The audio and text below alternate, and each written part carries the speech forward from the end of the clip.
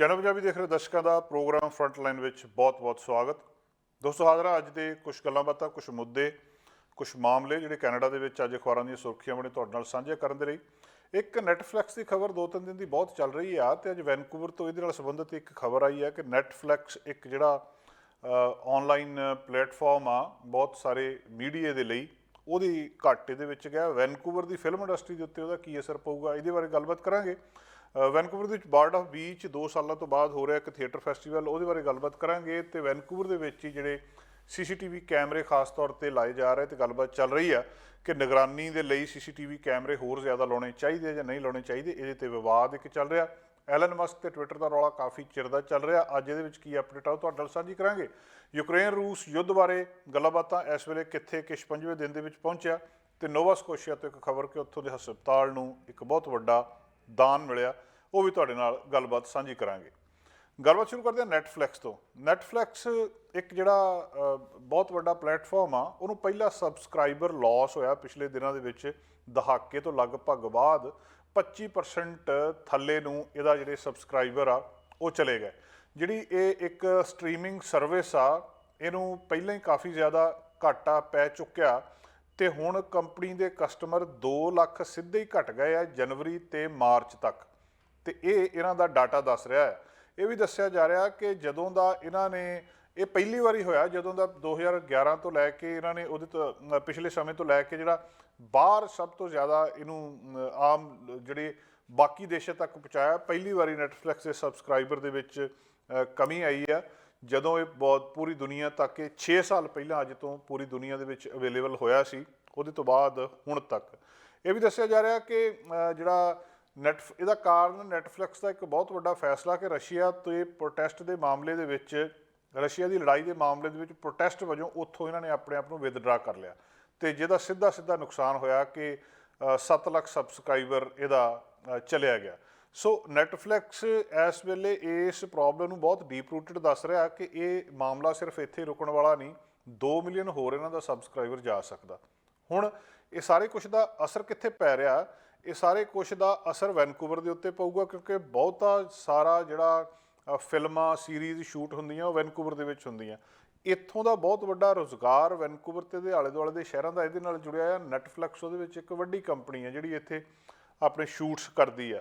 ਹੁਣ ਜੇ ਨੈਟਫਲਿਕਸ ਘਾਟੇ ਦੇ ਵਿੱਚ ਆ ਤਾਂ ਇਹਦਾ ਅਸਰ ਇੱਥੋਂ ਦੀ ਫਿਲਮ ਇੰਡਸਟਰੀ ਦੇ ਉੱਤੇ ਕੀ ਪਊਗਾ? ਇਹਦੇ ਬਾਰੇ ਕੁਝ ਲੋਕ ਇਹ ਦੱਸ ਰਹੇ ਆ ਕਿ ਭਾਵੇਂ ਨੈਟਫਲਿਕਸ ਦੇ ਲਈ ਆਪਣੇ ਆਪ ਇਹਦੇ ਸਬਸਕ੍ਰਾਈਬਰ ਜਿਹੜੇ ਥੱਲੇ ਜਾਣੇ ਆਪਣੇ ਆਪ 'ਤੇ ਇੱਕ ਬਹੁਤ ਵੱਡੀ ਗੱਲ ਆ, ਬਹੁਤ ਅਚੰਭੇ ਵਾਲੀ ਗੱਲ ਆ ਤੇ ਚਿੰਤਾ ਪੈਦਾ ਕਰਨ ਵਾਲੀ ਗੱਲ ਆ, ਪਰ ਇਹਦਾ ਅਸਰ ਇੱਥੇ ਇੰਨਾ ਜ਼ਿਆਦਾ ਨਹੀਂ ਪਊਗਾ। ਇਹ ਗੱਲਬਾਤ ਕਹੀ ਜਾ ਰਹੀ ਆ ਕਿ ਇਹ ਸਿਰਫ ਇੱਕ ਕੰਪਨੀ ਦਾ ਨੁਕਸਾਨ ਆ। ਪ੍ਰੋਡਕਸ਼ਨ ਕਰਨ ਦੇ ਲਈ ਲਾਈਨ ਐਡੀ ਵੱਡੀ ਆ ਵੈਨਕੂਵਰ ਦੇ ਵਿੱਚ ਕਿ ਜੇਕਰ ਇੱਕ ਕੰਪਨੀ ਇੱਥੋਂ ਚਲੇ ਗਈ ਤਾਂ ਉਹਦੇ ਪਿੱਛੇ ਦੂਜੀ ਕੰਪਨੀ ਖੜੀ ਆ।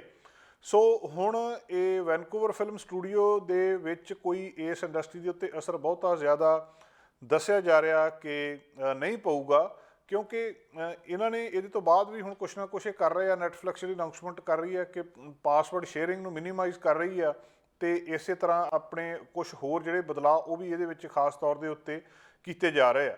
ਸੋ ਇਸ ਵੇਲੇ ਇਹ ਗੱਲਬਾਤ ਸਾਹਮਣੇ ਆ ਰਹੀ ਆ ਜਿਹੜੇ ਵੈਨਕੂਵਰ ਫਿਲਮ ਸਟੂਡੀਓਜ਼ ਨੇ ਉਹਨਾਂ ਦੇ ਵਿੱਚੋਂ ਕਿ ਓਵਰਆਲ ਇਹ ਮਾਰਕੀਟ ਦੇ ਵਿੱਚ ਕੰਜ਼ੰਪਸ਼ਨ ਜਿਹੜੀ ਫਿਲਮ ਐਂਟਰਟੇਨਮੈਂਟ ਆ ਇਹ ਵੱਧ ਰਹੀ ਆ, ਲੋੜ ਇਹਦੀ ਵੱਧ ਰਹੀ ਆ।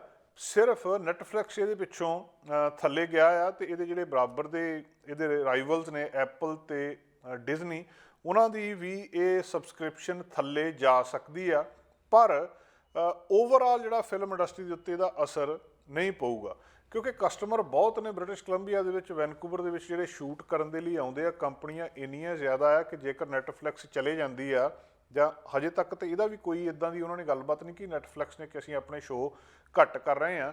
ਉਹ ਕਹਿੰਦੇ ਜੇ ਨੈਟਫਲਿਕਸ ਚਲੇ ਵੀ ਜਾਂਦੀ ਆ ਤਾਂ ਇਹਦੇ ਦੇ ਪਿੱਛੇ ਇੰਨੇ ਕੰਪਨੀਆਂ ਖੜੀਆਂ ਆ ਜਿਹੜੀਆਂ ਇਹਨੂੰ ਜਿਹੜਾ ਉਹ ਗੈਪ ਆ ਉਹਨੂੰ ਫਿਲ ਕਰ ਦੇਣਗੀਆਂ, ਤੇ ਅਜੇ ਤੱਕ ਇਸ ਤਰ੍ਹਾਂ ਦੀ ਕੋਈ ਸੰਭਾਵਨਾ ਲੱਗਦੀ ਨਹੀਂ ਆ। ਬਹੁਤ ਸਾਰੀਆਂ ਪ੍ਰੋਡਕਸ਼ਨਸ ਵੈਨਕੂਵਰ ਦੇ ਵਿੱਚ ਨੈਟਫਲਿਕਸ ਦੀਆਂ ਸ਼ੂਟ ਹੁੰਦੀਆਂ ਆ। ਬਹੁਤ ਹੀ ਪ੍ਰੈਫਰਡ ਡੈਸਟੀਨੇਸ਼ਨ ਫਿਲਮਾਂ ਤੇ TV ਦੇ ਲਈ ਵੈਨਕੂਵਰ ਹੈਗਾ ਆ, ਤੇ ਇਹਦੇ ਵਿੱਚ ਜਿਹੜੀ ਲੋਕੇਸ਼ਨਸ ਨੇ, ਇੱਥੇ ਦਾ ਵੈਦਰ ਆ, ਇਹ ਸਾਰਾ ਕੁਛ ਬਹੁਤ ਸੂਟ ਕਰਦਾ ਇਹਨਾਂ ਸ਼ੂਟਿੰਗਸ ਦੇ ਲਈ। ਤੇ ਜਿਹੜਾ ਸਟਾਫ ਆ ਇੱਥੇ ਉਸ ਕਿਸਮ ਦਾ ਜਿਹੜਾ ਟ੍ਰੇਨਡ ਸਟਾਫ ਸੈੱਟ ਦੇ ਉੱਤੇ ਚਾਹੀਦਾ ਹੁੰਦਾ, ਉਹ ਵੀ ਇੱਥੇ ਮੌਜੂਦ ਆ। ਸੋ ਨੈਟਫਲਿਕਸ ਦੀ ਸਬਸਕ੍ਰਿਪਸ਼ਨ ਘਟ ਗਈ ਆ। ਜਿਹੜੇ ਲੋਕ ਨੈਟਫਲਿਕਸ ਦੇਖਦੇ ਸੀ ਉਹਨਾਂ ਦੀ ਗਿਣਤੀ ਘਟ ਗਈ ਆ, ਪਰ ਇਹਦੇ ਨਾਲ ਹੀ ਵੈਨਕੂਵਰ ਦੀ ਫਿਲਮ ਇੰਡਸਟਰੀ ਦੇ ਉੱਤੇ, ਇੱਥੋਂ ਦੇ ਫਿਲਮ ਸਟੂਡੀਓਜ਼ ਦੇ ਉੱਤੇ ਇਹਦਾ ਬਹੁਤਾ ਜ਼ਿਆਦਾ ਅਸਰ ਅਜੇ ਦੇਖਣ ਨੂੰ ਨਹੀਂ ਮਿਲਦਾ, ਤੇ ਸੰਭਾਵਨਾ ਇਹੀ ਆ ਕਿ ਇਹ ਇੰਡਸਟਰੀ ਇਸੇ ਤਰ੍ਹਾਂ ਚੱਲਦੀ ਰਹੂਗੀ, ਇਹਦੇ ਵਿੱਚ ਕਮੀ ਆਉਣ ਦੀ ਸੰਭਾਵਨਾ ਨਹੀਂ ਹੈ।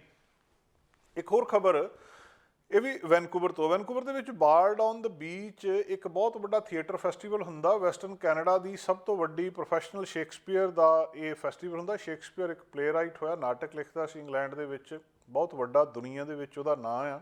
ਉਹਦੇ ਨਾਟਕ ਜਿਹੜੇ ਨੇ ਉਹ ਇੱਥੇ ਵੈਨਕੂਵਰ ਦੇ ਵਿੱਚ ਸਾਲ ਦੇ ਵਿੱਚ ਇੱਕ ਵਾਰੀ ਬੀਚ ਦੇ ਉੱਤੇ ਇੱਕ ਤਰ੍ਹਾਂ ਦਾ ਜਿਹੜਾ ਟੈਂਟ ਲੱਗਿਆ ਆ ਉੱਥੇ, ਉਹਦੇ ਵਿੱਚ ਇਹ ਨਾਟਕ ਕੀਤੇ ਜਾਂਦੇ। 2 ਸਾਲ ਬੰਦ ਰਹੇ ਆ।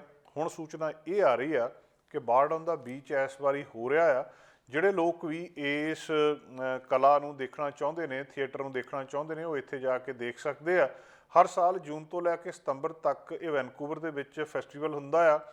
Bird on the beach theatre society ਹੈ ਇੱਕ, ਉਹ ਇਹ ਫੈਸਟੀਵਲ ਕਰਾਉਂਦੀ ਆ ਤਾਂ ਕਿ ਜਿਹੜੇ ਵੈਨਕੂਵਰ ਦੇ ਰਹਿਣ ਵਾਲੇ ਆ, ਇੱਥੇ ਟੂਰਿਸਟ ਨੇ, ਉਹਨਾਂ ਨੂੰ ਅਫੋਰਡੇਬਲ ਇੱਕ ਤੇ ਉਹਨਾਂ ਦੀ ਪਹੁੰਚ ਦੇ ਵਿੱਚ ਸ਼ੇਕਸਪੀਅਰ ਦੀਆਂ ਪ੍ਰੋਡਕਸ਼ਨ ਮਿਲ ਸਕਣ, ਤੇ ਇੱਕ ਬਹੁਤ ਚੰਗੀ ਕੁਆਲਿਟੀ ਦੀ ਇਹ ਪ੍ਰੋਡਕਸ਼ਨ ਹੁੰਦੀ ਆ। ਵੈਨਕੂਵਰ ਦੇ ਵਿੱਚ, ਬ੍ਰਿਟਿਸ਼ ਕੋਲੰਬੀਆ ਦੇ ਵਿੱਚ ਬਹੁਤ ਸਾਰੀਆਂ ਖਾਸੀਅਤਾਂ ਨੇ, ਬਹੁਤ ਸਾਰੀ ਇਹਦੇ ਜਿਹੜੇ ਪਸੰਦ ਕਰਨ ਵਾਲੇ ਇੱਥੋਂ ਦੇ ਫੀਚਰਸ ਨੇ, ਉਹਨਾਂ ਦੇ ਵਿੱਚੋਂ ਇੱਕ ਇਹ ਫੈਸਟੀਵਲ ਆ ਜਿਹੜਾ bird on the beach theatre festival ਹੁੰਦਾ। ਤੇ ਸਾਰਾ ਸਾਲ ਇਹ ਜਿਹੜੀ bird on the beach theatre society ਆ, ਇਹ ਬਹੁਤ ਸਾਰੀਆਂ ਐਜੂਕੇਸ਼ਨ ਟ੍ਰੇਨਿੰਗ ਇਨੀਸ਼ੀਏਟਿਵਸ ਵੀ ਲੈਂਦੀ ਹੈ, ਬਹੁਤ ਸਾਰੀਆਂ ਹੋਰ ਪ੍ਰੋਡਕਸ਼ਨਸ ਵੀ ਕਰਦੀ ਹੈ। ਪਰ ਜੂਨ ਤੋਂ ਲੈ ਕੇ ਸਤੰਬਰ ਤੱਕ ਚੱਲਣ ਵਾਲਾ ਇਹ ਫੈਸਟੀਵਲ ਆਪਣੇ ਆਪ ਦੇ ਵਿੱਚ ਵਿਲੱਖਣ ਹੁੰਦਾ, ਦੇਖਣਯੋਗ ਹੁੰਦਾ। ਤੇ 2 ਸਾਲ ਦੇ ਇਸ ਪੌਜ਼ ਤੋਂ ਬਾਅਦ ਹੁਣ ਇਨ ਪਰਸਨ ਰਿਟਰਨ ਇਹ ਇਸ ਸਮਰ ਦੇ ਵਿੱਚ ਆ ਚੁੱਕਿਆ ਹੈ। ਤੇ ਕ੍ਰਿਸਟੋਫਰ ਗੇਜ਼ ਜਿਹੜੇ ਫਾਊਂਡਰ ਨੇ ਤੇ ਇਹਦੇ ਆਰਟਿਸਟਿਕ ਡਾਇਰੈਕਟਰ ਨੇ, ਉਹਨਾਂ ਨੇ ਇਹ ਸੂਚਨਾ ਦਿੱਤੀ ਆ ਕਿ ਇਸ ਸ਼ੇਕਸਪੀਅਰ ਦੇ ਨਾਟਕਾਂ ਨੂੰ ਦੇਖਣ ਦੇ ਲਈ ਲੋਕ ਬਹੁਤ ਐਕਸਾਈਟਡ ਨੇ। ਆਲਮੋਸਟ ਟਿਕਟਾਂ ਜਿਹੜੀਆਂ ਨੇ ਉਹ ਪਹਿਲਾਂ ਹੀ ਵਿਕ ਰਹੀਆਂ ਨੇ। ਬਹੁਤ ਸਾਰੇ ਸ਼ੋਅਜ਼, ਬਹੁਤ ਕੁਛ ਹੁੰਦਾ ਆ, ਪਰ ਇਹ ਵੀ ਲੰਬੇ ਸਮੇਂ ਤੋਂ 1990 ਤੋਂ ਲਗਾਤਾਰ ਇਹ ਫੈਸਟੀਵਲ ਚੱਲਦਾ ਆ ਰਿਹਾ। 33ਵਾਂ ਸੀਜ਼ਨ ਆ ਇਹਦਾ ਇਸ ਵੇਲੇ। 8 ਜੂਨ ਨੂੰ ਇਹਦਾ ਪਹਿਲਾ ਸ਼ੋਅ ਹੋਣਾ ਤੇ 24 ਸਤੰਬਰ ਤੱਕ ਇਹ ਲਗਾਤਾਰ ਜੂਨ, ਜੁਲਾਈ, ਅਗਸਤ, ਸਤੰਬਰ ਇਹ ਸਾਰੇ ਮਹੀਨਿਆਂ ਦੇ ਵਿੱਚ ਚੱਲਦਾ ਆ। ਤੇ ਇਹਦੇ ਵਿੱਚ ਜਿਹੜੇ ਇਸ ਵਾਰੀ ਖਾਸ ਤੌਰ ਦੇ ਉੱਤੇ ਸ਼ੇਕਸਪੀਅਰ ਦਾ ਏ ਮਿਡਸਮਰ ਨਾਈਟਸ ਡ੍ਰੀਮ ਤੇ ਰੋਮੀਓ ਜੂਲੀਅਟ ਪ੍ਰੋਡਕਸ਼ਨ ਜਿਹੜੀਆਂ ਖਾਸ ਤੌਰ 'ਤੇ ਹੁੰਦੀਆਂ ਨੇ, $27 ਤੋਂ ਲੈ ਕੇ $70 ਦੇ ਵਿੱਚ ਇਹਦੀ ਵੱਖ-ਵੱਖ ਸੀਟਾਂ ਦੇ ਹਿਸਾਬ ਨਾਲ ਟਿਕਟ ਹੁੰਦੀ ਹੈ। ਵੈਨਕੂਵਰ ਦਾ ਇੱਕ ਆਪਣੇ ਆਪ ਦੇ ਵਿੱਚ ਬਹੁਤ ਵੱਡਾ ਫੈਸਟੀਵਲ, ਜਿਹੜਾ ਕੋਈ ਵੀ ਇਹਦੇ ਵਿੱਚ ਦਿਲਚਸਪੀ ਰੱਖਦਾ ਇਹਨੂੰ ਜ਼ਰੂਰ ਦੇਖੇ। ਪਿੱਛੇ ਜੇ ਕਿਉਂਕਿ ਇਹ ਸੁਸਾਇਟੀ ਨੂੰ ਘਾਟਾ ਬਹੁਤ ਜ਼ਿਆਦਾ ਪਿਆ ਸੀ, ਇਹਨਾਂ ਨੇ ਜਿਹੜਾ ਫੰਡ ਰੇਜ਼ ਵੀ ਕੀਤਾ ਸੀ, ਇਹਨਾਂ ਨੇ ਇਹਦੇ ਲਈ ਮਦਦ ਵੀ ਲੋਕਾਂ ਤੋਂ ਮੰਗੀ ਸੀ, ਕੰਪੇਨਿੰਗ ਵੀ ਕੀਤੀ ਸੀ ਕਿ $6 ਲੱਖ ਰੇਜ਼ ਕਰਨ ਦੇ ਲਈ ਇਹਨਾਂ ਨੂੰ ਚਾਹੀਦਾ ਆ। 1990 ਤੋਂ ਲਗਾਤਾਰ ਇਹ ਐਸੇ ਤਰੀਕੇ ਦੇ ਨਾਲ ਚੱਲਦਾ ਆ ਰਿਹਾ ਇੱਥੇ ਫੈਸਟੀਵਲ। ਸੋ 8 ਜੂਨ ਤੋਂ ਲੈ ਕੇ 24 ਸਤੰਬਰ ਤੱਕ ਇਹ bird on the beach Vancouver ਦੇ ਵਿੱਚ ਥੀਏਟਰ ਫੈਸਟੀਵਲ ਇਸ ਵਾਰੀ 2 ਸਾਲ ਦੇ ਵਕਫੇ ਤੋਂ ਬਾਅਦ ਦੁਬਾਰਾ ਹੋ ਰਿਹਾ। ਤੁਹਾਡੇ ਨਾਲ ਸਾਂਝੀਆਂ ਕੀਤੀਆਂ ਬਹੁਤ ਸਾਰੇ ਜਿਹੜੇ ਅਸੌਲਟ ਦੇ ਮਾਮਲੇ ਆ, ਡਰੱਗ ਦੇ ਮਾਮਲੇ ਆ, ਕਈ ਕੁਛ ਜਿਹੜਾ ਇਸ ਮਾਮਲੇ ਦੇ ਵਿੱਚ ਸਾਹਮਣੇ ਆਉਂਦਾ। ਔਰ ਥੋੜ੍ਹੇ ਦਿਨ ਪਹਿਲਾਂ ਤੁਹਾਡੇ ਨਾਲ ਅਸੀਂ ਇਹ ਵੀ ਗੱਲਬਾਤ ਜਿਹੜੀ ਸਾਂਝੀ ਕੀਤੀ ਸੀਗੀ ਕਿ ਡਾਊਨਟਾਊਨ ਈਸਟ ਵੈਨਕੂਵਰ ਦੇ ਵਿੱਚ ਜਿਹੜੀ ਨੇਬਰਹੁੱਡ ਦੇ ਵਿੱਚ 2 ਬਲਾਕ ਇਹੋ ਜਿਹੇ ਆ ਜਿੱਥੇ ਕੈਨੇਡਾ ਪੋਸਟ ਨੇ ਚਿੱਠੀਆਂ ਵੰਡਣ ਤੋਂ ਵੀ ਨਾਂਹ ਕਰ ਦਿੱਤੀ ਕਿ ਇੱਥੇ ਸਾਨੂੰ ਖਤਰਾ ਇੰਨਾ ਹੈ ਡਰੱਗ ਕਰਕੇ, ਜਿਹੜੇ ਉੱਥੇ ਸੈਕਸ ਵਰਕਰਸ ਦੇ ਇਸ਼ੂ ਨੇ ਜਾਂ ਉੱਥੇ ਹੋਰ ਜਿਹੜੇ ਮਸਲੇ ਨੇ, ਹੋਮਲੈਸਨੈਸ ਦਾ ਇਸ਼ੂ ਆ, ਇਹਨਾਂ ਕਰਕੇ ਅਸੀਂ ਇੱਥੇ ਨਹੀਂ ਜਾ ਸਕਦੇ। ਉਹਨਾਂ ਨੂੰ ਕਿਹਾ ਕਿ ਤੁਸੀਂ 2 ਕਿਲੋਮੀਟਰ ਦੂਰ ਜਾ ਕੇ ਉੱਥੋਂ ਆਪਣਾ ਚਿੱਠੀ ਪੱਤਰ ਚੱਕ ਲਓ। ਕ੍ਰਾਈਮ ਉੱਥੇ ਲਗਾਤਾਰ ਵੈਨਕੂਵਰ ਦੇ ਵਿੱਚ ਵੱਧ ਰਿਹਾ ਤੇ ਇਸ ਕ੍ਰਾਈਮ ਨੂੰ ਰੋਕਣ ਦੇ ਲਈ ਹੁਣ ਕਈ ਤਰੀਕੇ ਅਪਣਾਏ ਜਾ ਰਹੇ ਆ ਤੇ ਇਹਨਾਂ ਦੇ ਵਿੱਚੋਂ ਇੱਕ ਤਰੀਕਾ ਇਹ ਦੱਸਿਆ ਜਾ ਰਿਹਾ ਕਿ ਸਾਨੂੰ CCTV ਕੈਮਰਿਆਂ ਦੀ ਵਰਤੋਂ ਕਰਨੀ ਚਾਹੀਦੀ ਹੈ। ਜਿਹੜੇ ਵਾਇਲੈਂਸ ਆ ਇਹਨੂੰ ਰੋਕਣ ਦੇ ਲਈ ਤੇ ਜਾਂ ਘੱਟੋ ਘੱਟ ਕੋਈ ਵੀ ਕ੍ਰਾਈਮ ਹੁੰਦਾ ਉਹਨੂੰ ਸੋਲਵ ਕਰਨ ਦੇ ਲਈ ਇਹਦੇ ਵਿੱਚੋਂ ਮਦਦ ਮਿਲੂਗੀ ਇਸ ਵੀਡੀਓ ਦੇ ਨਾਲ। ਇੱਕ ਕਾਉਂਸਲਰ ਨੇ ਉੱਥੋਂ ਦੇ ਮਲੀਸਾ ਡੀ ਜਨੋਵਾ, ਉਹਨਾਂ ਨੇ ਇਸ ਮਾਮਲੇ ਨੂੰ ਬਹੁਤ ਵੱਡਾ ਇੱਕ ਮੁੱਦਾ ਬਣਾ ਕੇ ਸਾਹਮਣੇ ਪੇਸ਼ ਕੀਤਾ ਕਿ ਸਾਨੂੰ ਖਾਸ ਕਰ ਫੇਸ਼ੀਅਲ ਰੈਕੋਗਨੀਸ਼ਨ ਵਰਗੇ ਫੀਚਰ, ਕਿ ਕੈਮਰਾ ਜਿਹੜਾ ਪਛਾਣ ਲੈਂਦਾ ਕਿ ਆਹ ਬੰਦਾ ਜਾਣਿਆ ਪਛਾਣਿਆ ਹੈ ਜਾਂ ਆਹ ਬੰਦਾ ਜਿਹੜਾ ਤੁਸੀਂ ਉਹਨੂੰ ਉਸ ਤਰੀਕੇ ਨਾਲ ਪਾ ਸਕਦੇ ਆ ਕਿ ਆਹ ਬੰਦਾ ਚਾਹੀਦਾ ਹੈ ਜਾਂ ਇਸ ਸ਼ਕਲ ਦਾ, ਉਹ ਤੁਰੇ ਫਿਰਦੇ ਲੋਕਾਂ ਦੇ ਵਿੱਚੋਂ ਉਸ ਬੰਦੇ ਦੀ ਸ਼ਕਲ ਪਛਾਣ ਕੇ ਅਲਰਟ ਕਰ ਸਕਦਾ ਕਿ ਆਹ ਬੰਦਾ ਜਿਹੜਾ ਤੁਹਾਨੂੰ ਚਾਹੀਦਾ ਸੀ ਇੱਥੇ ਫਿਰਦਾ ਹੈ। ਹਾਲਾਂਕਿ ਫੇਸ਼ੀਅਲ ਰੈਕੋਗਨੀਸ਼ਨ ਦੀ ਹਜੇ ਇੰਨੀ ਗੱਲਬਾਤ ਨਹੀਂ ਚੱਲੀ, ਪਰ CCTV ਕੈਮਰਿਆਂ ਦੀ ਵੈਨਕੂਵਰ ਵਿੱਚ ਵਰਤੋਂ ਦੇ ਉੱਤੇ ਜ਼ੋਰ ਦਿੱਤਾ ਜਾ ਰਿਹਾ। ਮਤ ਇਹਦੇ ਬਾਰੇ ਵੀ ਦੋ ਹੀ ਨੇ, ਕੁਝ ਕਹਿੰਦੇ ਕਿ ਯੂਜ਼ ਕੀਤੇ ਜਾਣੇ ਚਾਹੀਦੇ ਤੇ ਕੁਝ ਕਹਿੰਦੇ ਨਹੀਂ ਕੀਤੇ ਜਾਣੇ ਚਾਹੀਦੇ।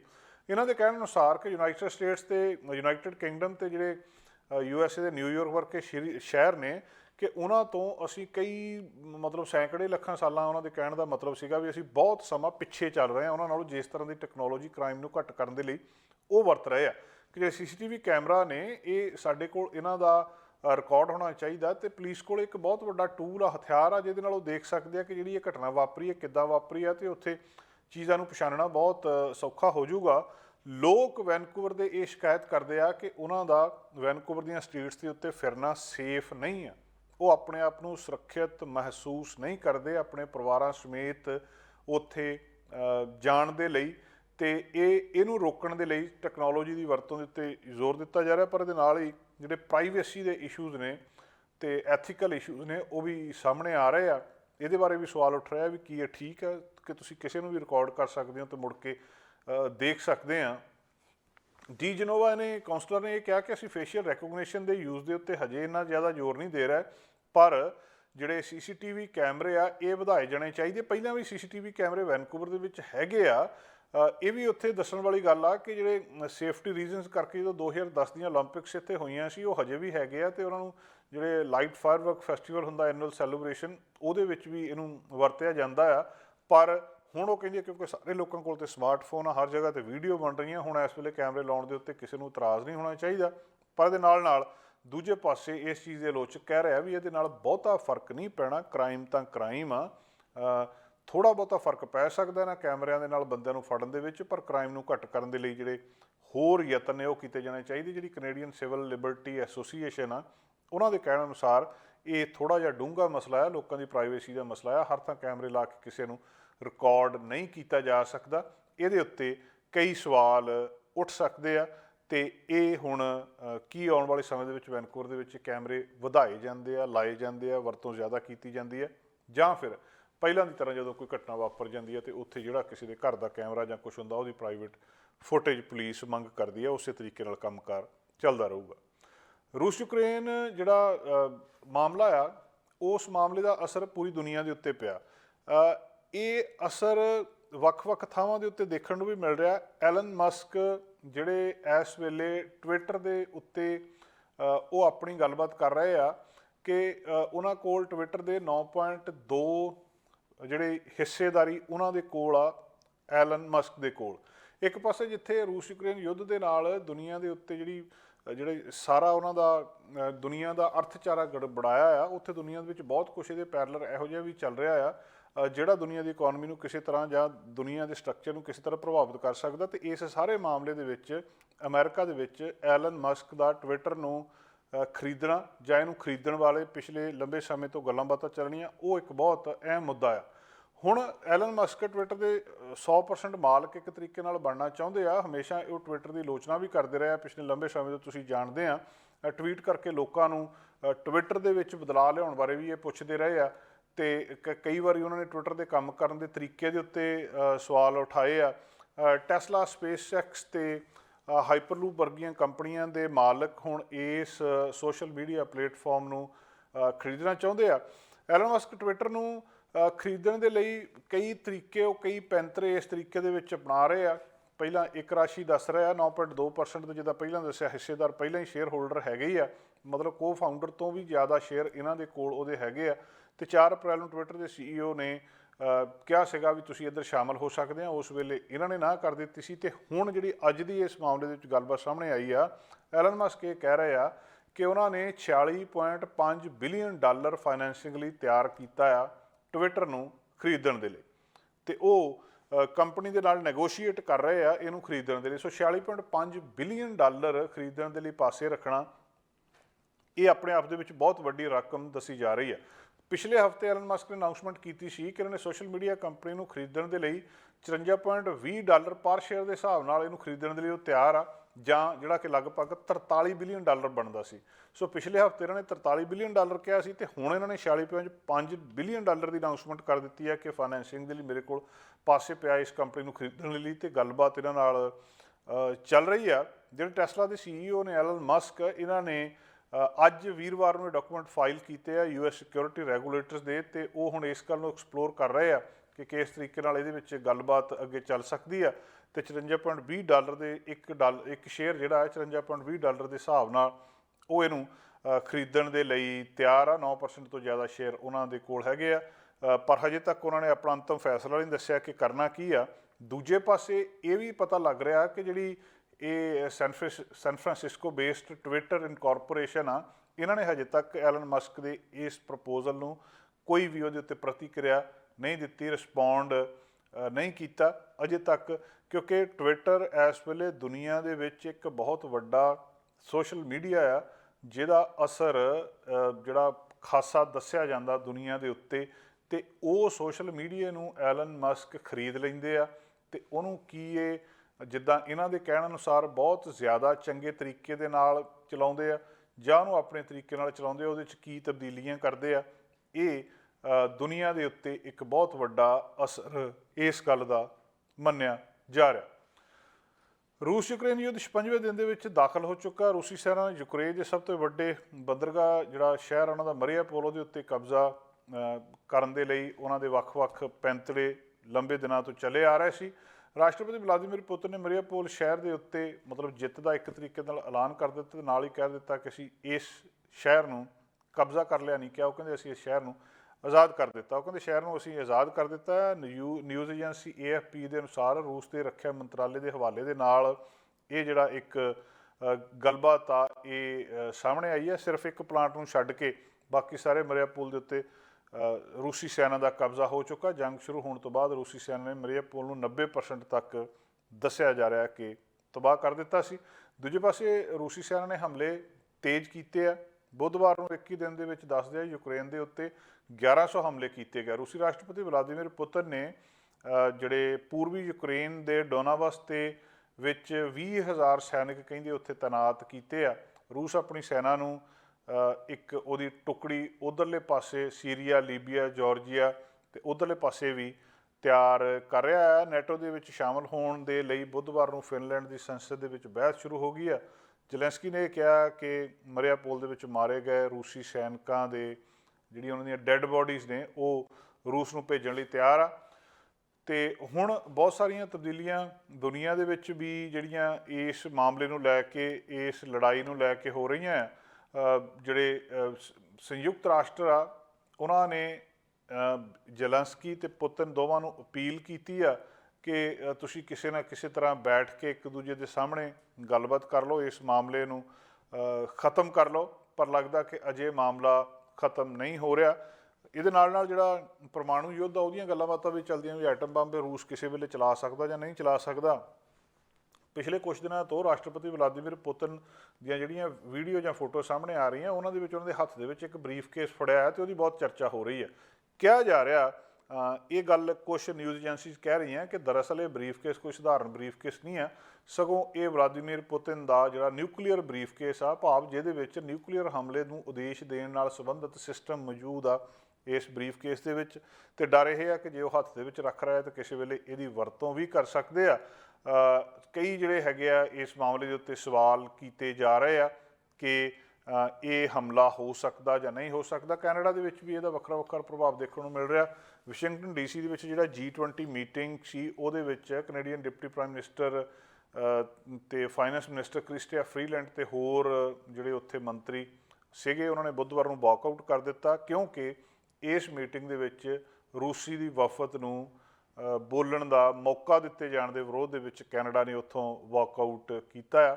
ਕੱਲ੍ਹ ਬੁੱਧਵਾਰ ਨੂੰ ਬਾਅਦ ਦੁਪਹਿਰ ਇੱਕ ਜਿਹੜੀ ਖਬਰ ਆਈ ਹੈ ਉਹਦੇ ਵਿੱਚ ਪਤਾ ਇਹ ਲੱਗਿਆ ਕਿ ਫਰੀਲੈਂਡ ਨੇ ਇਹ ਗੱਲ ਲਿਖੀ ਹੈ ਕਿ ਯੂਕਰੇਨ ਦੇ ਉੱਤੇ ਹਮਲਾ ਕਰਨ ਵਾਲੇ ਰੂਸ ਨੂੰ ਇਸ ਮੀਟਿੰਗ ਦੇ ਵਿੱਚ ਸ਼ਾਮਲ ਨਹੀਂ ਕਰਨਾ ਚਾਹੀਦਾ ਸੀ, ਅਤੇ ਜੇ ਉਹਨੂੰ ਸ਼ਾਮਲ ਕੀਤਾ ਗਿਆ ਤਾਂ ਅਸੀਂ ਇਹਦੇ ਵਿੱਚੋਂ ਵਾਕਆਊਟ ਕਰ ਰਹੇ ਹਾਂ। ਦੁਨੀਆ ਭਰ ਦੇ ਜਿਹੜੇ ਜਮਹੂਰੀ ਦੇਸ਼ ਨੇ ਉਹਨਾਂ ਨੇ ਇਹ ਵਾਕਆਊਟ ਦੇ ਰਾਹੀਂ ਰੂਸ ਨੂੰ ਸੁਨੇਹਾ ਦਿੱਤਾ ਕਿ ਜੋ ਕੁਛ ਵੀ ਉਹਨਾਂ ਨੇ ਕੀਤਾ ਉਹ ਗਲਤ ਕੀਤਾ, ਰੂਸ ਨੂੰ ਇਹ ਸਾਰਾ ਕੁਝ ਨਹੀਂ ਕਰਨਾ ਚਾਹੀਦਾ ਸੀ। ਪ੍ਰੋਗਰਾਮ ਦੇ ਅਗਲੇ ਹਿੱਸੇ ਵਿੱਚ ਦੋਸਤੋ ਡਾਕਟਰ ਪ੍ਰਗਟ ਸਿੰਘ ਭੁਰਜੀ ਹੋਣਾ ਦੇ ਨਾਲ ਅਸੀਂ ਖਾਸ ਗੱਲਬਾਤ ਕਰਨੀ ਆ। ਜਿਹੜੇ ਬਹੁਤ ਸਾਰੇ ਲੋਕ ਨਕਲੀ ਖੁਰਾਕ, ਖਾਸ ਕਰ ਜਿਮ ਜਾਣ ਵਾਲੇ ਲੋਕ ਕਈ ਤਰ੍ਹਾਂ ਦੀਆਂ ਖੁਰਾਕਾਂ ਲੈਂਦੇ ਨੇ, ਉਹ ਜਿਹੜੀਆਂ એનર્ਜੀ ਵਧਾਉਣ ਵਾਲੀਆਂ ਖੁਰਾਕਾਂ ਕੀ ਨੇ, ਕਿੰਨੇ ਕੁ ਉਹਦੇ ਫਾਇਦੇ ਆ, ਕਿੰਨੇ ਕੁ ਉਹਦੇ ਨੁਕਸਾਨ ਆ, ਡਾਕਟਰ ਪ੍ਰਗਟ ਸਿੰਘ ਭੁਰਜੀ ਹੁਣਾਂ ਨਾਲ ਪ੍ਰੋਗਰਾਮ ਦੇ ਅਗਲੇ ਹਿੱਸੇ ਵਿੱਚ ਗੱਲਬਾਤ ਕਰਦੇ ਹਾਂ। ਅੱਜ ਅਸੀਂ ਇੱਕ ਖਾਸ ਵਿਸ਼ੇ ਦੇ ਉੱਤੇ ਗੱਲਬਾਤ ਕਰਨੀ ਆ। ਬਹੁਤ ਸਾਰੇ ਲੋਕ ਆਪਣੀ ਸਿਹਤ ਨੂੰ ਠੀਕ ਠਾਕ ਕਰਨ ਦੇ ਲਈ ਜਿਮ ਜਾਂਦੇ ਆ, ਐਕਸਰਸਾਈਜ਼ ਕਰਦੇ ਆ। ਉਹਦੇ ਨਾਲ ਨਾਲ ਇੱਕ ਹੋਰ ਚੀਜ਼ ਬਹੁਤ ਪ੍ਰਚਲਿਤ ਆ, ਕਈ ਤਰ੍ਹਾਂ ਦੀ ਖੁਰਾਕ ਖਾਂਦੇ ਆ ਜਿਹਦੇ ਵਿੱਚ ਕਈ ਵਾਰੀ ਪ੍ਰੋਟੀਨ ਕਹਿੰਦੇ ਆ ਉਹਨੂੰ, ਕਈ ਜਿਹੜੀਆਂ ਪਰਫੋਰਮੈਂਸ ਐਨਹਾਂਸਿੰਗ ਡਰੱਗਸ ਆ ਜਿਹਦੇ ਨਾਲ ਬੰਦਾ ਉਹ ਸ਼ੇਕ ਜੇ ਪੀਂਦੇ ਆ ਅਤੇ ਜਿਹਦੇ ਨਾਲ ਬੰਦਾ ਥੱਕਦਾ ਨਹੀਂ, ਐਕਸਰਸਾਈਜ਼ ਕਰੀ ਜਾਂਦਾ ਅਤੇ ਅਲਟੀਮੇਟਲੀ ਉਹ ਜਿੱਦਾਂ ਦੇ ਉਹਨੂੰ ਮਸਲ ਚਾਹੀਦੇ ਹੁੰਦੇ ਆ ਉਹ ਬਣ ਜਾਂਦੇ ਆ। ਇਹ ਸਾਰੀਆਂ ਚੀਜ਼ਾਂ ਕੀ ਅੱਜ ਦੇ ਸਮੇਂ ਵਿੱਚ ਇਹ ਚੀਜ਼ਾਂ ਲੈਣੀਆਂ ਜ਼ਰੂਰੀ ਆ? ਜਿਹੜੀ ਅਸੀਂ ਦਾਲ ਫੁਲਕਾ ਖਾਂਦੇ ਆ ਇਹਦੇ ਵਿੱਚੋਂ ਇਹ ਚੀਜ਼ਾਂ ਕੁਦਰਤੀ ਤੌਰ 'ਤੇ ਨਹੀਂ ਮਿਲਦੀਆਂ। ਇਹਦਾ ਕਿੰਨਾ ਕੁ ਫਾਇਦਾ ਹੁੰਦਾ ਅਤੇ ਕਿੰਨਾ ਕੁ ਨੁਕਸਾਨ ਹੁੰਦਾ, ਇਹਦੇ ਬਾਰੇ ਆਪਾਂ ਡਾਕਟਰ ਪ੍ਰਗਟ ਸਿੰਘ ਭੁਰਜੀ ਹੁਣ ਨਾਲ ਗੱਲਬਾਤ ਕਰਨੀ ਹੈ। ਡਾਕਟਰ ਸਾਹਿਬ, ਜਿਮ ਜਾਣ ਵੇਲੇ ਬਹੁਤ ਸਾਰੇ ਲੋਕ ਦੇਖਦੇ ਆ ਵੀ ਉਹ ਕਈ ਕੁਛ ਪੀਂਦੇ ਆ। ਆਮ ਇੱਕ ਜਿਹੜੀ ਗੱਲ ਅਸੀਂ ਸੁਣਦੇ ਆ ਕਿ ਪ੍ਰੋਟੀਨ ਸ਼ੇਕ ਆ ਜਾਂ ਸਟਿਮੂਲੈਂਟਸ ਆ, ਇਹਦੇ ਨਾਲ ਬੰਦਾ ਜ਼ਿਆਦਾ ਐਕਸਰਸਾਈਜ਼ ਕਰਦਾ ਰਹਿੰਦਾ। ਨੈਚੁਰਲ ਡਾਈਟ ਨਾਲ ਬੰਦਾ ਠੀਕ ਠਾਕ ਰਹਿ ਸਕਦਾ ਜਾਂ ਉਹਨੂੰ ਇਹ ਚੀਜ਼ਾਂ ਲੈਣੀਆਂ ਜ਼ਰੂਰੀ ਹੈ ਜੀ? ਬਿਲਕੁਲ ਨੈਚੁਰਲ ਤੌਰ 'ਤੇ ਆਪਾਂ ਜਿਮ ਜਾ ਸਕਦੇ ਔਰ ਜਿਹੜਾ ਆਪਾਂ ਖਾਣਾ ਖਾਂਦੇ ਆ ਉਹਦੇ ਨਾਲ ਸਾਨੂੰ ਸਾਰਾ ਕੁਝ ਮਿਲਦਾ। ਜਿਹੜਾ ਕੈਨੇਡਾ ਦੀ ਫੂਡ ਗਾਈਡ ਆ, ਜਿਹੜੇ ਆਪਾਂ ਕਈ ਵਾਰ ਪ੍ਰਚਲਿਤ ਕੀਤੀ ਹੈ ਵੀ ਜ਼ਿਆਦਾ ਜਿਹੜਾ ਖੇਤਾਂ 'ਚੋਂ ਸਮਾਨ ਹੋਵੇਗਾ, 7 ਰੰਗ ਦਾ ਜਿਹੜਾ ਹੈਗਾ ਫਰੂਟਸ ਵੈਜੀਟੇਬਲ, ਕਾਲੇ ਚਨੇ, ਰਾਜਮਾ, ਦਾਲ, ਔਰ ਕੋਈ ਅਗਰ ਨੋਨ ਵੈਜ ਹੈਗਾ ਉਹ ਚਿਕਨ, ਟਰਕੀ, ਫਿਸ਼, ਮੀਟ, ਅੰਡਾ ਖਾ ਸਕਦਾ। ਸੋ ਇਸ ਤੋਂ ਇਨਫ ਪ੍ਰੋਟੀਨ ਸਾਨੂੰ ਮਿਲ ਜਾਂਦੇ। ਹੁਣ ਮੈਂ ਦੱਸਣਾ ਚਾਹੁੰਦਾ ਵੀ ਉੱਕਾ ਪੁੱਕਾ, ਦੇਖੋ ਸਾਇੰਸ ਤਾਂ ਕਹਿੰਦੀ 0.8 ਗ੍ਰਾਮ ਪਰ ਕਿਲੋ, ਲੇਕਿਨ ਅੰਡਰਸਟੈਂਡਿੰਗ ਵਾਸਤੇ ਉੱਕਾ ਪੁੱਕਾ ਆਪਾਂ 1 ਗ੍ਰਾਮ ਖਾਵਾਂਗੇ। ਕੋਈ ਬੰਦਾ 70 ਕਿਲੋ ਦਾ, ਉਹਨੂੰ 70 ਕੁ ਗ੍ਰਾਮ ਚਾਹੀਦਾ 24 ਘੰਟੇ 'ਚ ਪ੍ਰੋਟੀਨ, ਤਾਂ ਕਿ ਉਹਦੀ ਸਾਰੀ ਬੋਡੀ ਦੀ ਗਤੀਵਿਧੀ ਚੱਲਦੀ ਰਹੇ। ਜਿਹੜੀ ਪ੍ਰੋਟੀਨ ਹੈਗੀ ਆ ਉਹਨੂੰ ਅਗਰ ਡਿਵਾਈਡ ਕਰੀਏ ਤਾਂ ਉਹਦੇ 21 ਐਮੀਨੋ ਐਸਿਡ ਹੁੰਦੇ ਆ ਹਿਊਮਨ ਬੋਡੀ 'ਚ, ਜਿਹਦੇ ਵਿੱਚ ਬੋਡੀ ਕਰੀਬਨ 12 ਆਪ ਬਣਾ ਲੈਂਦੀ ਆ, ਲੇਕਿਨ 9 ਉਹਨੂੰ ਬਾਹਰੋਂ ਚਾਹੀਦੇ ਜਿਹੜੇ ਸਾਨੂੰ ਖਾਣੇ ਤੋਂ ਚਾਹੀਦੇ ਆ। ਸੋ ਇੰਨੀ ਵੱਡੀ ਕੋਈ ਤਰਾਸਦੀ ਤਾਂ ਹੈ ਨਹੀਂ। ਸੋ ਵੈਜੀਟੇਰੀਅਨ ਡਾਈਟ ਤੋਂ ਵੀ ਸਾਨੂੰ ਪ੍ਰੋਟੀਨ ਮਿਲ ਸਕਦਾ ਅਤੇ ਨਾਨ ਵੈਜ ਤੋਂ ਵੀ ਮਿਲ ਸਕਦਾ। ਡਾਕਟਰ ਸਾਹਿਬ, ਇਹ ਮੈਂ ਮਾਫੀ ਚਾਹੁੰਦਾ ਰੋਕ, ਇੱਥੇ ਜਿਹੜੇ ਉਹ ਇੱਕ ਵੱਡੇ ਵੱਡੇ ਡੱਬਿਆਂ ਦੇ ਡੱਬੇ ਮਿਲਦੇ ਆ, ਉਹ ਕਹਿੰਦੇ ਬੰਦਾ ਉਹ ਪਾਊਡਰ ਖਾ ਲਵੇ ਅਤੇ ਉਹ ਬੜਾ ਮਸਕੂਲਰ ਹੋ ਜਾਂਦਾ, ਉਹ ਪ੍ਰੋਟੀਨ ਹੁੰਦੀ, ਇਹ ਉਹੀ ਪ੍ਰੋਟੀਨ ਹੁੰਦੀ ਜਿਹੜੀ ਡਾਈਟ 'ਚ ਤੁਸੀਂ ਦੱਸ ਰਹੇ ਜਾਂ ਉਹ ਤੋਂ ਕੋਈ ਵੱਖਰੀ ਹੁੰਦੀ ਹੈ?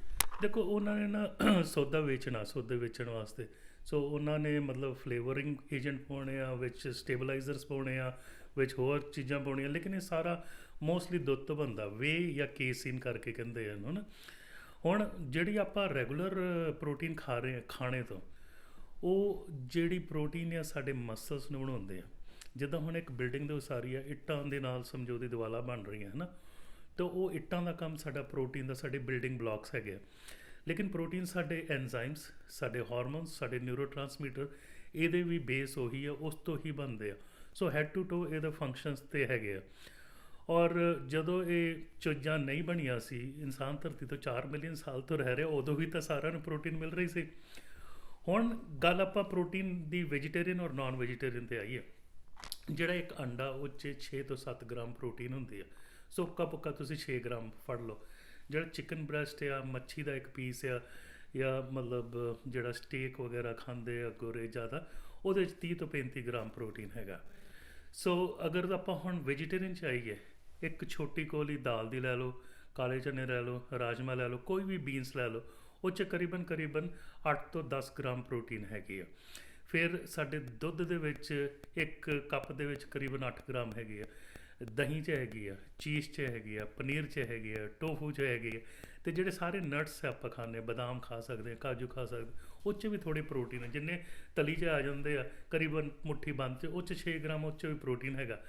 ਸੋ ਵੈਜੀਟੇਰੀਅਨ ਔਰ ਨਾਨ ਵੈਜੀਟੇਰੀਅਨ, ਜਿਹੜੇ ਪੰਜਾਬੀ ਵੈਜੀਟੇਰੀਅਨ ਡਾਈਟ ਆ, ਅਸੀਂ ਮਿਲਕ ਪ੍ਰੋਡਕਟ ਵੀ ਲੈਂਦੇ ਆ, ਉਹਦੇ 'ਚ ਸਾਨੂੰ ਇਨਫ ਪ੍ਰੋਟੀਨ ਮਿਲ ਸਕਦਾ, ਲੇਕਿਨ ਸਾਨੂੰ ਥੋੜ੍ਹਾ ਜਿਹਾ ਕੌਸ਼ੀਅਸ ਹੋਣਾ ਪੈਂਦਾ।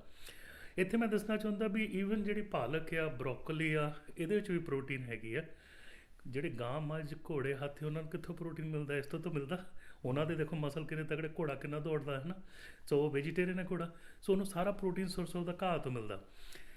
ਇੱਕ ਜਿਹੜੀ ਵੈਜੀਟੇਬਲ ਆ ਜਿਹੜੀ ਬਹੁਤ ਜ਼ਿਆਦਾ, ਜਿਸ 'ਚ ਸਾਰੇ ਐਮੀਨੋ ਐਸਿਡ ਹੈਗੇ ਆ, 21 ਦੇ 21 ਜਿਹੜੇ ਹਿਊਮਨ ਬੋਡੀ ਨੂੰ ਚਾਹੀਦੇ, ਉਹ ਹੈਗੀ ਸੈਲਰੀ, CELERY। ਜਿਹੜੀ ਉਹ ਡੰਡੀਆਂ ਜਿਹੀਆਂ ਹੁੰਦੀਆਂ, ਸਸਤੀਆਂ ਵੀ ਮਿਲਦੀਆਂ, ਉਹ ਤੁਸੀਂ ਉੱਦਾਂ ਵੀ ਖਾ ਸਕਦੇ ਆ, ਜਾਂ ਤੁਸੀਂ ਡਿਪ ਸੌਸ ਦੇ ਨਾਲ ਵੀ ਖਾ ਸਕਦੇ, ਅਗਰ ਤੁਹਾਨੂੰ ਉਹਦਾ ਟੇਸਟ ਨਾ ਲੱਗੇ। ਦੇਖੋ ਉਹ 'ਚ ਪ੍ਰੋਟੀਨ ਤਾਂ ਹੈਗਾ ਸਾਰਾ, ਨਾਲ ਉਹ 'ਚ ਫਾਈਬਰ ਆ, ਆਇਰਨ ਆ, ਵਾਈਟਮਿਨ ਆ, ਮਿਨਰਲ ਆ, ਐਂਟੀਆਕਸੀਡੈਂਟਸ ਹੈ, ਕੈਂਸਰ ਫਾਈਟਿੰਗ ਉਹਦੇ ਵਿੱਚ ਏਜੰਟਸ ਹੈਗੇ ਆ। ਈਵਨ ਬਰੋਕੋਲੀ 'ਚ ਕੈਂਸਰ ਫਾਈਟਿੰਗ ਏਜੰਟਸ ਹੈਗੇ ਆ। ਸੋ ਜਿਹੜੀਆਂ ਚੀਜ਼ਾਂ ਕੁਦਰਤੀ ਜ਼ਮੀਨ ਤੋਂ ਪੈਦਾ ਹੋ ਰਹੀਆਂ ਉਹ 'ਚ ਸਾਰਾ ਕੁਝ ਹੈਗਾ।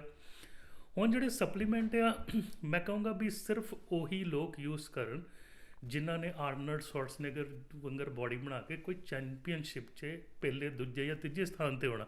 ਜਿਹੜਾ ਆਮ ਵਿਅਕਤੀ ਹੈਗਾ ਜਿਹਦੇ 'ਚ ਅਸੀਂ ਸਾਰੇ ਹੁੰਦੇ 99.99% ਉਹਨਾਂ ਨੂੰ ਸਪਲੀਮੈਂਟ ਲੈਣ ਦੀ ਕੋਈ ਵੱਡੀ ਲੋੜ ਨਹੀਂ ਹੈਗੀ।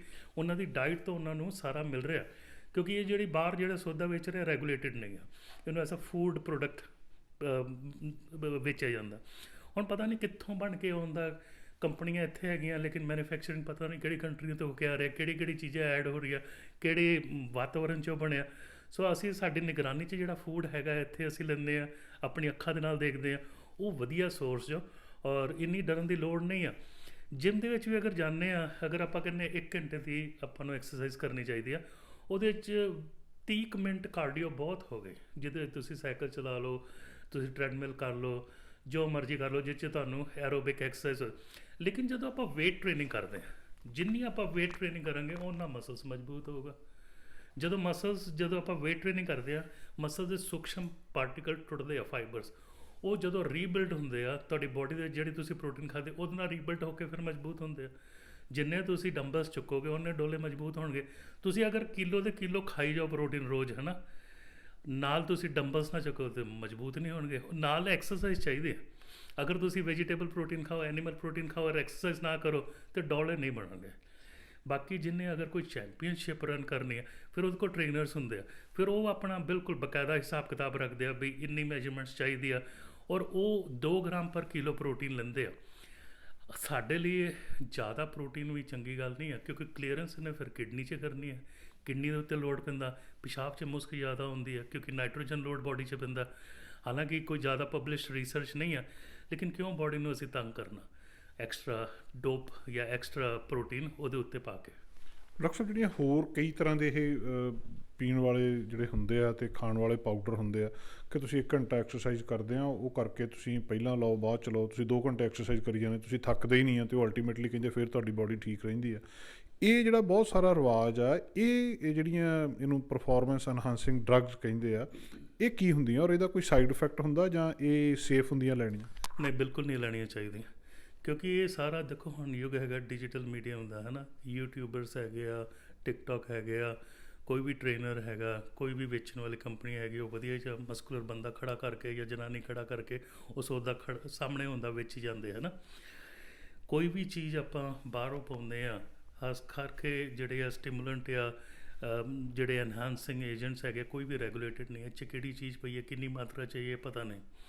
ਬਹੁਤ ਸਾਰੇ ਪ੍ਰੋਡਕਟ 'ਚ ਕੈਫੀਨ ਹੁੰਦਾ। ਜਦੋਂ ਆਪਾਂ ਨੇ 10-15 ਕੱਪ ਕੈਫੀਨ ਕੌਫੀ ਪੀ ਲਈਏ ਤਾਂ ਫਿਰ ਬਿਲਕੁਲ ਐਨ ਤਰਥੱਲੀ ਮਚੀ ਹੁੰਦੀ ਆ, ਹਾਈਪਰ ਹੋਏ ਹੁੰਦੇ ਅਸੀਂ। ਸੋ ਕਾਫੀ ਲੋਕ ਉਸ ਕਰਕੇ 2-2 ਘੰਟੇ 3-3 ਘੰਟੇ ਐਕਸਰਸਾਈਜ਼ ਕਰ ਲੈਂਦੇ, ਲੇਕਿਨ ਜਦੋਂ ਕੈਫੀਨ ਜਦੋਂ ਡਰੋਪ ਹੁੰਦਾ ਉਦੋਂ ਉਹ ਬਿਲਕੁਲ ਕੋਲੈਪਸ, ਹਾਰਟ ਦੇ ਉੱਤੇ ਅਸਰ ਬੈਡ ਪੈਂਦਾ, ਕਿਉਂਕਿ ਹਾਰਟ ਦੀ ਰਿਦਮ ਜਿਹੜੀ ਹੈਗੀ ਕੈਫੀਨ ਉਹਨੂੰ ਖਰਾਬ ਕਰਦਾ। ਕਈਆਂ ਨੂੰ ਐਰਿਥਮੀਆ ਹੋ ਜਾਂਦਾ, ਵੀ ਰਿਦਮ ਪ੍ਰੋਬਲਮ। ਜਿਵੇਂ ਹੁਣ ਤੁਸੀਂ ਦੇਖੋ ਜਿਹੜੇ ਐਨਰਜੀ ਡਰਿੰਕ ਵੀ, ਜਿਹਦੇ ਮੈਂ ਨਾਮ ਵੀ ਲੈ ਲੈਂਦਾ, ਰੈੱਡ ਬੁੱਲ ਇਤਿਆਦਿ, ਉਹਦੇ 'ਚ ਬਹੁਤ ਕੈਫੀਨ ਪਾਇਆ ਹੁੰਦਾ। ਟੀਨੇਜਰਸ ਕਾਫੀ ਯੂਜ਼ ਕਰਦੇ ਆ ਹਾਈ ਹੋਣ ਵਾਸਤੇ, ਹਾਈਪਰ ਹੋਣ ਵਾਸਤੇ। ਪੂਰੀ ਰਾਤ ਅਗਰ ਉਹਨਾਂ ਨੇ ਡਾਂਸ ਡੂੰਸ ਕਰਨਾ ਉਹਦੇ ਬਾਅਦ ਬਿਲਕੁਲ ਕ੍ਰੈਸ਼ ਹੁੰਦੇ। ਕਈਆਂ ਨੂੰ ਹਸਪੀਟਲ ਜਾਣਾ ਪੈਂਦਾ, ਛਾਤੀ 'ਚ ਦਰਦ ਹੁੰਦੇ, ਸਾਹ ਨਹੀਂ ਆਉਂਦਾ, ਕਈਆਂ ਦਾ ਰਿਦਮ ਪ੍ਰੋਬਲਮ ਹੁੰਦੀ ਹੈ, ਓਕੇਸ਼ਨਲੀ ਡੈਥ ਵੀ ਹੋਈਆਂ। ਦੂਜਾ ਜਿਹੜੀ ਹੈਗੇ ਫੈਟ ਬਰਨਰ, ਵੀ ਆਹ ਖਾ ਲਓ ਤੁਹਾਡਾ ਫੈਟ ਬਰਨ ਹੋ ਜਾਊਗਾ, ਇਹੋ ਜਿਹੀ ਕੋਈ ਦਵਾਈ ਨਹੀਂ ਜੋ। ਅਗਰ ਇਹੋ ਜਿਹੀ ਦਵਾਈ ਹੁੰਦੀ ਤਾਂ ਸਾਰਿਆਂ ਦੀ ਜਿਹੜੀ ਗੋਗੜ ਹੈ, ਮੇਰੀ ਤੁਹਾਡੀ ਸਾਰਿਆਂ ਦੀ ਐਨ ਫਲੈਟ ਹੋਣੀ ਸੀ। ਕੋਈ ਨਹੀਂ ਜੋ। ਜਿਹੜੀ ਫੈਟ ਆਪਾਂ ਬਰਨ ਕਰਨੀ ਹੈ ਉਹ ਐਕਸਰਸਾਈਜ਼ ਦੇ ਨਾਲ ਕਰਨੀ ਹੈ, ਇਮਾਨਦਾਰੀ ਦੇ ਨਾਲ ਕਰਨੀ ਹੈ, ਔਰ ਖਾਣੇ ਦੇ ਐਡਜਸਟਮੈਂਟ 'ਚ। ਇੱਥੇ ਮੈਂ ਕਹੂੰਗਾ ਵੀ ਅਗਰ ਸਮਝੋ ਸਾਡਾ ਵੇਟ ਬਹੁਤ ਜ਼ਿਆਦਾ ਹੋਈ ਜਾ ਰਿਹਾ, ਅਸੀਂ ਸਿਰਫ 3 ਮੀਲ ਖਾਈਏ, ਵਿੱਚ ਅਸੀਂ ਸਨੈਕਿੰਗ ਨਾ ਕਰੀਏ, ਚਾਹ ਕੌਫੀ ਕੁਛ ਨਾ ਪੀਏ, ਅਗਰ ਪੀਣਾ ਤਾਂ ਪਾਣੀ ਪੀਏ। ਸ਼ਾਮ ਦਾ ਖਾਣਾ 6 ਵਜੇ ਤੋਂ ਪਹਿਲਾਂ ਕਰ ਲਈਏ, ਔਰ ਸਵੇਰ ਬ੍ਰੇਕਫਾਸਟ 8 ਤੋਂ ਬਾਅਦ ਕਰੀਏ, ਤਾਂ ਕਿ ਘੱਟ ਤੋਂ ਘੱਟ ਸਾਡਾ 14 ਘੰਟੇ ਦਾ ਉਹ ਫਾਸਟਿੰਗ ਹੋਵੇ। ਇੰਟਰਮੀਡੀਏਟ ਫਾਸਟਿੰਗ ਦੇ ਨਾਲ ਸਾਰੇ ਹਾਰਮੋਨਸ ਬਾਡੀ ਦੇ ਥੱਲੇ ਆ ਜਾਂਦੇ, ਤੁਹਾਨੂੰ ਭੁੱਖ ਘੱਟ ਲੱਗਦੀ ਹੈ, ਖੋਹ ਘੱਟ ਪੈਂਦੀ ਹੈ। ਤੁਹਾਡਾ ਜਿਹੜਾ ਰੋਲਰ ਕੋਸਟਰ ਹੈ ਇਨਸੂਲਿਨ ਦਾ, ਜਦੋਂ ਵੀ ਤੁਸੀਂ ਫੂਡ ਖਾਧਾ ਇਨਸੂਲਿਨ ਨੇ ਸਪਾਈਕ ਕਰਨਾ, ਉਹ ਰੋਲਰ ਕੋਸਟਰ ਸਟੇਬਲਾਈਜ਼ ਹੁੰਦਾ। ਤੁਹਾਨੂੰ ਫਿਰ ਆਪ ਹੀ ਜੀ ਕਰਦਾ ਮੈਂ ਲਿਮਿਟਿਡ ਅਮਾਊਂਟ ਖਾਵਾਂ, ਨਹੀਂ ਤਾਂ ਬਹੁਤ ਖੋਹ ਪੈਂਦੀ ਕਈਆਂ ਨੂੰ, ਹੈ ਨਾ। ਸਟ੍ਰੈਸ ਵੀ ਇੱਕ ਫੈਕਟਰ ਹੈਗਾ। ਸੋ ਨੀਂਦ 7 ਘੰਟੇ ਚਾਹੀਦੀ ਹੈ, ਸਟ੍ਰੈਸ ਮੈਨੇਜ ਕਰਨਾ ਚਾਹੀਦਾ। ਦੂਜੀਆਂ ਜਿਹੜੀਆਂ ਹੈਗੀਆਂ ਵੀ ਹੁਣ ਗ੍ਰੀਨ ਟੀ ਪੀ ਲਓ ਜੀ, ਉਹਦੇ ਨਾਲ ਤੁਹਾਡੀ ਲਿਵਰ ਵੀ ਕਲੀਨ ਹੋ ਜਾਊਗੀ, ਤੁਹਾਡਾ ਫੈਟ ਵੀ ਬਰਨ ਹੋ ਜਾਊਗਾ। ਕੋਈ ਰਿਸਰਚ ਨਹੀਂ ਸਾਬਿਤ ਕਰਦੀ ਵੀ ਇਹਦੇ ਨਾਲ ਹੁੰਦਾ। ਸੋ ਪੈਸੇ ਖਰਾਬ ਕਰਨ ਵਾਲੀ ਗੱਲ ਹੈਗੀ ਹੈ। ਪਹਿਲੀ ਗੱਲ ਤਾਂ ਇਹ ਹੈਗੀ ਆ ਵੀ 8 ਬਿਲੀਅਨ ਅਸੀਂ ਪੁਰਾਣੀ ਧਰਤੀ 'ਤੇ ਰਹਿੰਦੇ ਹਾਂ, ਸਾਡਾ DNA ਨਹੀਂ ਮਿਲਦਾ, ਫਿੰਗਰਪ੍ਰਿੰਟ ਨਹੀਂ ਮਿਲਦੇ, ਅਤੇ ਨਾ ਹੀ ਸਾਡਾ ਵੇਟ ਕਿਸੇ ਨਾਲ ਮਿਲਣਾ। ਸੋ ਅਗਰ ਤੁਹਾਡਾ ਬੋਡੀ ਮਾਸ ਇੰਡੈਕਸ 25 ਦੇ ਲਾਗੇ ਚਾਗੇ ਹੈਗਾ, ਇੰਨੀ ਵਰੀ ਨਾ ਕਰੋ। ਜਿਹਨੇ ਐਥਲੀਟ ਰਹਿਣਾ ਉਹਦਾ 18 ਤੋਂ 20 ਦੇ ਵਿੱਚ ਚਾਹੀਦਾ। ਅਗਰ 30 ਤੋਂ ਬੋਡੀ ਮਾਸ ਇੰਡੈਕਸ ਉੱਤੇ ਜਾ ਰਿਹਾ, ਫਿਰ ਤੁਹਾਨੂੰ diabetes, blood pressure, heart problem, ਗੋਡਿਆਂ ਦੇ ਦਰਦ ਹੋਣ ਦੀ ਸੰਭਾਵਨਾ, ਫਿਰ ਤੁਹਾਨੂੰ ਵੇਟ ਜ਼ਰੂਰ ਮੇਨਟੇਨ ਕਰਨਾ ਚਾਹੀਦਾ। ਲੇਕਿਨ ਬਾਹਰ ਅਗਰ ਮੈਗਜ਼ੀਨ 'ਚ ਐਡਵਰਟਾਈਜ਼ ਹੈਗਾ, ਉਹਨੂੰ ਕਾਪੀ ਨਾ ਕਰੋ। ਅਗਰ ਉਹ ਭਲਵਾਨ ਨੇ ਕਿਸੇ ਨੇ ਬੋਡੀ ਐਨ ਤਗੜੀ ਕਰਕੇ ਬਣਾਈ ਹੈ, ਕਿਉਂਕਿ ਉਹਦਾ ਫੁੱਲ ਟਾਈਮ ਉਹਦਾ ਜੌਬ ਆ ਭਲਵਾਨੀ ਕਰਨਾ। ਤੁਹਾਡਾ ਫੁੱਲ ਟਾਈਮ ਜੌਬ ਭਲਵਾਨੀ ਕਰਨਾ ਨਹੀਂ ਹੈ, ਤੁਸੀਂ ਰਿਪੋਰਟਰ ਹੋ, ਮੈਂ ਡਾਕਟਰ ਹਾਂ। ਸੋ ਆਪਾਂ ਉਹਦੇ ਕਾਪੀ। ਔਰ ਕੁੜੀਆਂ ਖਾਸ ਕਰਕੇ ਜਦੋਂ ਫਿਗਰਸ ਜਿਹੜੀਆਂ ਹੈਗੀਆਂ, ਮਾਡਲਸ ਜਿਹੜੀਆਂ ਹੈਗੀਆਂ, ਉਹਨਾਂ ਦੀ ਮੈਗਜ਼ੀਨ 'ਚ ਹੁੰਦੀਆਂ, ਕਈ ਉਹ ਭੁੱਖੀਆਂ ਰਹਿੰਦੀਆਂ ਤਾਂ ਕਿ ਅਸੀਂ ਉਹ ਸਲਿਮ ਹੋਣਾ, ਉਹ ਐਨੋਰੈਕਸਿਕ ਹੋ ਜਾਂਦੀਆਂ, ਨਹੀਂ ਖਾਂਦੀਆਂ। ਸੋ ਅਸੀਂ ਬਾਹਰ ਜਿਹੜੀ ਹੈਗੀ ਨਾ ਲਾਈਮਲਾਈਟ, ਉਹਨੂੰ ਕਾਪੀ ਨਾ ਕਰੀਏ, ਪਹਿਲਾਂ ਆਪਣੇ ਆਪ ਨੂੰ ਐਕਸੈਪਟ ਕਰੀਏ। ਜੋ ਵੀ ਕੁਦਰਤ ਨੇ ਤੁਹਾਨੂੰ ਬਣਾਇਆ ਠੀਕ ਹੈ। ਹੁਣ ਸਾਡੇ ਜਿਹੜੇ ਪਰਿਵਾਰ ਦੇ ਜੈਨੇਟਿਕਸ ਅਗਰ ਹੈਗਾ ਵੀ ਤੁਸੀਂ ਥੋੜ੍ਹੇ ਜਿਹੇ ਹੈਵੀ ਬਿਲਟ ਹੈ, ਤਾਂ ਤੁਸੀਂ ਹੈਵੀ ਬਿਲਟ ਰਹਿਣਾ, ਤੁਹਾਡੇ ਜੀਨਸ ਨੇ ਉਹ ਕੰਟਰੋਲ ਕਰਨਾ। ਤੁਸੀਂ ਅਗਰ ਅਰੋਗੀ ਹੋ, ਤੁਸੀਂ ਹੈਪੀ ਰਹੋ। ਲੇਕਿਨ ਕੈਨੇਡਾ ਫੂਡ ਗਾਈਡ ਜਿਹੜੀ ਹੈਗੀ ਆ, ਉਹਦੇ 'ਚ ਅੱਧੀ ਪਲੇਟ ਜੋ ਫਰੂਟਸ ਔਰ ਵੈਜੀਟੇਬਲ, 1/4 ਹੈਗੀ ਹੋਲ ਗ੍ਰੇਨ। ਸੋ ਮੈਦਾ ਨਹੀਂ ਖਾਣਾ, ਆਪਾਂ ਹੋਲ ਗ੍ਰੇਨ ਲੈ ਸਕਦੇ ਹਾਂ। ਅਤੇ 1/4 ਹੈਗਾ ਪ੍ਰੋਟੀਨ ਸੋਰਸ। ਅਤੇ ਰਾਈਟ ਪਾਸੇ ਉਹਨਾਂ ਲਿਖਿਆ ਡਰਿੰਕ ਵਾਟਰ, ਵੀ ਉਹੀ ਪਾਣੀ ਪੀਣਾ ਚਾਹੀਦਾ, ਨਾ ਜੂਸ, ਨਾ ਸੋਡਾ, ਨਾ ਹੋਰ ਕੋਈ ਮਤਲਬ ਸ਼ੂਗਰੀ ਡਰਿੰਕ। ਹੁਣ ਜਦੋਂ ਆਪਾਂ ਕਹਿੰਦੇ ਹਾਂ ਵੀ ਕਿਹੜੀ ਚੀਜ਼ ਅਵੋਇਡ ਕਰਨੀ, ਆਪਾਂ ਚਿੱਟੀਆਂ ਚੀਜ਼ਾਂ ਅਵੋਇਡ ਕਰੀਏ, ਖਾਸ ਕਰਕੇ ਮੈਦਾ, ਜਿਹੜੀ ਚੀਨੀ ਹੈਗੀ ਹੈ, ਰਿਫਾਈਨਡ ਸ਼ੂਗਰ, ਲੂਣ ਵੀ ਚਿੱਟਾ, ਉਹ ਵੀ ਥੋੜ੍ਹਾ ਰੱਖੀਏ, ਘੱਟ ਤੋਂ ਘੱਟ ਵੀ 1 ਚਮਚ ਮੈਕਸਿਮਮ 24 ਘੰਟੇ 'ਚ ਹੋਏ। ਲੂਣ ਸਾਨੂੰ ਬਾਹਰੋਂ ਮਿਲਦਾ, ਫਰੈਂਚ ਫਰਾਈਆਂ 'ਚੋਂ, ਚਿਪਸ ਤੋਂ, ਆ ਜਿਹੜੀ ਸੌਸਿਸ ਹੁੰਦੀਆਂ, ਚਟਨੀਆਂ ਹੁੰਦੀਆਂ, ਅਚਾਰ, ਇਹਨਾਂ ਤੋਂ ਜ਼ਿਆਦਾ ਮਿਲਦਾ, ਪਾਪੜ ਖਾਲਤਾ। ਲੇਕਿਨ ਆਮ ਜਿਹੜਾ ਦਾਲ ਸਬਜ਼ੀ 'ਚ ਲੂਣ ਪੈਂਦਾ, ਇਨਫ ਆ। ਗੱਲ ਪ੍ਰੋਟੀਨ 'ਤੇ ਹੁੰਦੀ ਆ, ਬਿਲਕੁਲ ਕੋਈ ਲੈਣ ਦੀ ਲੋੜ ਨਹੀਂ ਆ। ਤੁਸੀਂ ਪੈਸੇ ਖਰਚ ਕਰੋਗੇ, ਬੋਡੀ ਦੇ ਵਿੱਚ ਕੀ ਪਾ ਰਹੇ ਹੋ ਤੁਹਾਨੂੰ ਪਤਾ ਨਹੀਂ ਹੈਗਾ। ਜਿਹੜਾ ਫੂਡ ਤੁਸੀਂ ਆਪਣੀ ਅੱਖਾਂ ਦੇ ਨਾਲ ਬਣਾ ਰਹੇ, ਆਪਣੇ ਘਰ ਬਣਾ ਰਹੇ, ਉਹ ਵਧੀਆ, ਜੋ ਉੱਥੋਂ ਤੁਹਾਨੂੰ ਇਨਫ ਪ੍ਰੋਟੀਨ ਮਿਲ ਸਕਦੀ ਹੈ। ਡਾਕਟਰ ਸਾਹਿਬ, ਇੱਕ ਹੋਰ ਲੌਜਿਕ ਆ ਇਹਦੇ ਵਿੱਚ, ਜਿਹੜੇ ਲੋਕ ਦਿੰਦੇ ਆ, ਜਿਹੜੇ ਖਾਂਦੇ ਆ ਇਹ ਚੀਜ਼ਾਂ, ਉਹ ਕਹਿੰਦੇ ਵੀ ਕਿਉਂਕਿ ਹੁਣ ਨਿਊਟਰੀਐਂਟ ਧਰਤੀ ਦੇ ਵਿੱਚ ਹੀ ਹੈ ਨਹੀਂ ਪੂਰੇ, ਮਾਈਕਰੋ ਨਿਊਟਰੀਐਂਟ ਖਾਸ ਕਰਕੇ, ਵੀ ਉਹ ਖਤਮ ਹੋ ਗਿਆ, ਅਤੇ ਸਾਡੇ ਫੂਡ ਦੇ ਵਿੱਚ ਵੀ ਸਾਨੂੰ ਪੂਰੇ ਤੱਤ ਮਿਲ ਨਹੀਂ ਰਹੇ ਜਿਹੜੇ ਪਹਿਲੇ ਜ਼ਮਾਨੇ 'ਚ ਮਿਲਦੇ ਸੀ। ਇਸੇ ਕਰਕੇ ਸਾਨੂੰ ਬਾਹਰੋਂ ਪਾਉਣੇ ਪੈ ਰਹੇ ਆ, ਅਤੇ ਹਰ ਫਾਰਮੇਸੀ ਦੇ ਉੱਤੇ ਮਤਲਬ ਉਹ ਸ਼ੈਲਫ ਪੂਰੀ ਭਰੀ ਹੁੰਦੀ ਆ ਵਾਈਟਾਮਿਨਸ ਦੀ, ਉਹ ਪਤਾ ਹੀ ਨਹੀਂ ਡਾਕਟਰ ਸਾਹਿਬ A ਤੋਂ Z ਤੱਕ ਕਿੰਨੇ ਉਹਨਾਂ ਨੇ ਲਿਖੇ ਆ, ਅਤੇ ਉਹ ਸਾਰਾ ਕੁਝ ਵੀ ਲੈਣਾ ਜ਼ਰੂਰੀ ਆ ਉਹਨੂੰ ਫੁੱਲਫਿਲ ਕਰਨ ਦੇ ਲਈ। ਫਿਰ ਇਹਦਾ ਕੀ ਚੱਕਰ ਹੁੰਦਾ, ਜਿਹੜੇ ਡਾਇਟਰੀ ਸਪਲੀਮੈਂਟ ਆ, ਇਹ ਵੀ ਗਲਤ? ਦੇਖੋ, ਹੈਲਥ ਕੈਨੇਡਾ ਕਹਿੰਦੀ ਵੀ ਇੱਕੋ ਵਾਈਟਮਿਨ ਜਿਹੜਾ ਕੈਨੇਡੀਅਨ 'ਚ ਲੋ ਚੱਲਦਾ, ਉਹ ਹੈਗਾ ਵਾਈਟਮਿਨ ਡੀ। ਸੋ ਹਰ ਚੌਥਾ ਐਡਲਟ ਅਤੇ ਹਰ ਤੀਜਾ ਬੱਚਾ ਉਹ 'ਚ ਵਾਈਟਮਿਨ ਡੀ ਲੋ ਹੋ ਸਕਦਾ, ਕਿਉਂਕਿ ਆਪਾਂ ਘਰਾਂ 'ਚ ਰਹਿੰਦੇ ਹਾਂ, ਸੂਰਜ ਦੇਵਤਾ ਘੱਟ ਪ੍ਰਸੰਨ ਹੁੰਦੇ 2-3 ਮਹੀਨੇ ਕਦੀ ਕਦੀ। ਸੋ ਉਹ ਹੈਲਥ ਕੈਨੇਡਾ ਕਹਿੰਦੀ ਆ ਵੀ ਤੁਸੀਂ ਲੈ ਸਕਦੇ ਵਾਈਟਮਿਨ ਡੀ ਸਪਲੀਮੈਂਟ। ਹੁਣ ਮੈਂ ਹੈਰਾਨੀ ਵਾਲੀ ਗੱਲ ਦੱਸਦਾ, ਇਹ research base, extra multi vitamin ਖਾਣ ਦੇ ਨਾਲ ਉਮਰ ਕੋਈ ਜ਼ਿਆਦਾ ਨਹੀਂ ਵੱਧਦੀ, ਸਗੋਂ 1.5 ਸਾਲ ਘੱਟ ਜਾਂਦੀ। 1.5 ਸਾਲ ਘੱਟ ਸਕਦੀ ਜੋ ਅਗਰ ਕੰਟਰੋਲ ਦੇ ਨਾਲ ਕੀਤਾ ਜਾਏ। ਹਾਰਟ ਅਟੈਕ ਦੇ ਚਾਂਸਿਸ ਨਹੀਂ ਘਟਦੇ, ਕੈਂਸਰ ਦੇ ਚਾਂਸਿਸ ਨਹੀਂ ਘਟਦੇ। ਸੋ ਕੋਈ ਫਾਇਦਾ ਨਹੀਂ। ਤੁਸੀਂ ਇੱਕ ਮਨ ਨੂੰ ਸੰਤੁਸ਼ਟਤਾ ਦੇ ਰਹੇ ਹੋ ਵੀ ਮੈਂ ਬੋਡੀ 'ਚ ਐਕਸਟਰਾ ਚੀਜ਼ਾਂ ਪਾ ਰਿਹਾ। ਜਿਹੜੀ ਰੰਗਦਾਰ ਚੀਜ਼ਾਂ ਹੈਗੀਆਂ, ਰੱਬ ਨੇ ਬਣਾਈਆਂ, ਕੁਦਰਤ ਨੇ ਬਣਾਈਆਂ, ਉਹਨਾਂ 'ਚ ਸਾਰਾ ਕੁਝ ਹੈਗਾ ਜੋ। ਉਹ 'ਚ ਵਾਈਟਮਿਨਸ, ਮਿਨਰਲਸ, ਮਾਈਕਰੋ ਨਿਊਟਰੀਐਂਟਸ ਵੀ ਹੈਗੇ। ਅਸੀਂ ਕੈਨੇਡਾ ਦੀ ਧਰਤੀ 'ਤੇ ਰਹਿੰਦੇ ਹਾਂ, ਜਿਹੜੀ ਧਰਤੀ ਬਹੁਤ ਪਾਕ ਆ, ਬਹੁਤ ਪਵਿੱਤਰ ਆ, ਔਰ ਇਹਦੇ ਵਿੱਚ ਕੰਟੈਮੀਨੇਸ਼ਨ ਨਹੀਂ ਹੈਗਾ। ਹੁਣ ਆਮ ਘਰ ਚਲੋ 4000 ਸਕੁਆਇਰ ਫੀਟ ਲਾਟ ਜਾਂ 7000, ਪਿੱਛੇ ਆਪਾਂ ਗਾਰਡਨ ਲਾ ਸਕਦੇ ਹਾਂ। ਸਮਰ ਦੇ ਵਿੱਚ ਆਪਾਂ ਕਾਫੀ ਚੀਜ਼ਾਂ ਆਪ ਗਰੋ ਕਰ ਸਕਦੇ, ਉਹ ਆਰਗੈਨਿਕ ਹੁੰਦੀ ਹੈ, ਤੁਹਾਡੀ ਆਪ ਦੀ ਗਰੋ ਕੀਤੀ ਹੁੰਦੀ ਹੈ ਨਾ। ਸੋ ਆਪਾਂ ਆਪਣੇ ਆਪ ਨੂੰ, ਨਾਲੇ ਉਹ 'ਚ ਤੁਸੀਂ ਐਕਸਰਸਾਈਜ਼ ਵੀ ਕਰ ਸਕਦੇ, ਬਿਜ਼ੀ ਵੀ ਰਹਿ ਸਕਦੇ ਹੋ। ਸੋ ਇੰਨਾ ਖਾਸ ਲੋੜ ਨਹੀਂ ਹੈਗੀ ਜਿਹੜੀ ਆਪਾਂ, ਮੈਂ ਦੇਖਦਾ ਕਈ ਘਰਾਂ ਦੇ ਵਿੱਚ ਮਲਟੀ ਵਾਈਟਮਿਨਸ ਦੀ ਸ਼ੀਸ਼ੀਆਂ, ਮਿਨਰਲਸ ਦੀ ਸ਼ੀਸ਼ੀਆਂ, ਜਿੰਕ ਦੀਆਂ, ਬਾਇਓਟਿਨ ਦੀਆਂ ਵਗੈਰਾ ਵਗੈਰਾ ਪਈਆਂ। ਕੋਈ ਚੀਜ਼ ਦੀ ਲੋੜ ਨਹੀਂ। ਜੋ ਲੋੜ ਹੈਗੀ ਹੈ ਤੁਹਾਨੂੰ ਅੱਛਾ ਭੋਜਨ ਖਾਣ ਦੀ, ਨਾਲ ਮਨ ਨੂੰ ਸੰਤੁਸ਼ਟ ਕਰਨ ਵਾਸਤੇ ਭਜਨ ਦੀ ਵੀ ਲੋੜ ਹੈਗੀ। ਜਦ ਮਨ ਸੰਤੁਸ਼ਟ, ਉਹਨੇ ਆਪੇ ਹੀ, ਜਿੱਦਾਂ ਹੁਣ ਦੇਖੋ, ਗੁਰਮੁਖ ਹਿਰਦੇ ਗਰੀਬੀ ਆਵੇ। ਗੁਰਮੁਖ ਜਿਹੜਾ ਹੈਗਾ, ਥੋੜ੍ਹਾ ਖਾਵੇ, ਥੋੜ੍ਹਾ ਬੋਲੇ, ਥੋੜ੍ਹਾ ਸੋਵੇ। ਸੋ ਉਹਦੀ ਜਿਹੜੀ ਨੀਂਦ ਜਿਹੜੀ ਹੈਗੀ, ਉਹ ਵੀ 7-8 ਘੰਟੇ ਦੀ ਹੁੰਦੀ ਹੈ, ਕਿਉਂਕਿ ਉਹਨੇ ਪਰਉਪਕਾਰੀ ਕਰਨਾ ਹੁੰਦਾ। ਔਰ ਖਾਣਾ ਜਿਹੜਾ ਹੈਗਾ ਉਹਦਾ ਘੱਟ ਜਾਂਦਾ, ਕਿਉਂਕਿ ਹਿਰਦੇ ਦੇ ਵਿੱਚ ਜਦੋਂ ਗਰੀਬੀ ਹੁੰਦੀ ਆ, ਉਦੋਂ ਸਾਰੇ ਸੰਸਾਰ ਨੂੰ ਸੇਵਾ ਦੀ ਭਾਵਨਾ ਹੋ ਜਾਂਦੀ। ਸੋ ਬੈਕ ਟੂ ਫੂਡ, ਮੈਂ ਕਹਿੰਦਾ ਵੀ ਆਪਾਂ ਆਪਣੇ ਮੂੰਹ ਦੇ ਵਿੱਚ ਅਨਨੈਸੈਸਰੀ ਚੀਜ਼ਾਂ ਪਾਉਣ ਦੀ ਲੋੜ ਨਹੀਂ ਹੈਗੀ।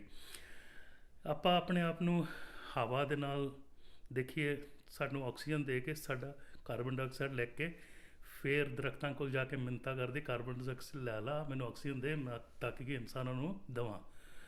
ਜਿਹੜਾ ਪਾਣੀ ਆ ਕੈਨੇਡਾ ਦਾ 20% ਫਰੈਸ਼ ਵਾਟਰ ਕੈਨੇਡਾ ਕੋ ਹੈਗਾ। ਅਸੀਂ ਮਤਲਬ ਬਹੁਤ ਸ਼ੁੱਧ ਪਾਣੀ ਦੇ, ਸਾਡੀ ਧਰਤੀ ਬਹੁਤ ਸ਼ੁੱਧ ਆ।